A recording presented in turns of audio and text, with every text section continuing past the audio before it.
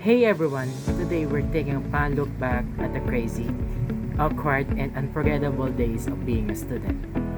Today, we're talking about one of the most iconic, most nostalgic, and nabasa ko na yan nung high school books ever. Aba, nakakabasa na pala ako by Bob Ong.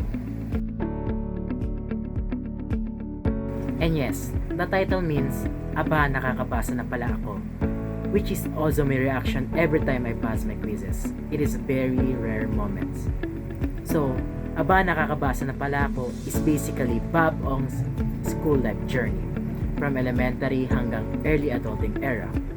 Imagine a memoir pero instead of serious, inspirational vibes, parang tropa mo lang na nagkwento.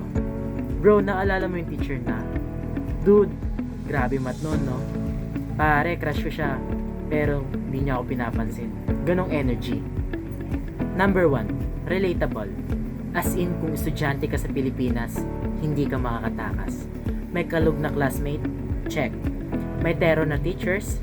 Double check. May crush na masakit magsalita? Triple check. This book will remind you of the time when your biggest problem wasn't life. It was kung paano masasagutin yung recitation na you did not study for. Number 2, Bob Ong humor. It's sarcastic, honest, slightly painful pero masarap sa ego. Yung tipong tatawa ka tapos bigla kang matatama ng life realization. Like, ay oo nga no, the education system needs improvement. Pero syempre habang tumatawa ka pa rin. Number 3, nostalgia overload. This book will transport you back sa panahon ng refillable ballpen, plastic cover sa notebook, pangit na handwriting pero pasado, at syempre, yung crush mo na hindi ka kinarashback. Ang harsh, no? So, sino ang maaring hindi fully enjoy? Maybe non-Filipino readers or Filipino hindi sanay sa Taglish references. Kasi honestly, half the fun is in the kulturang Pinoy. The jokes, the metaphors, and the school vibes. But honestly, that's also why it's iconic. What I love is how the book shows na school is not just about grades. It's about learning how to survive life. Like, yung teacher mong mahilig magpa-quiz. Prepared ka na sa stress. Yung crush mo na hindi ka na pinapansin. Prepared ka na sa heartbreak. Yung groupmates mong hindi nagtatrabaho. Prepared ka na sa magiging teamwork nyo. So basically, Bob Ong said, welcome to life and good luck.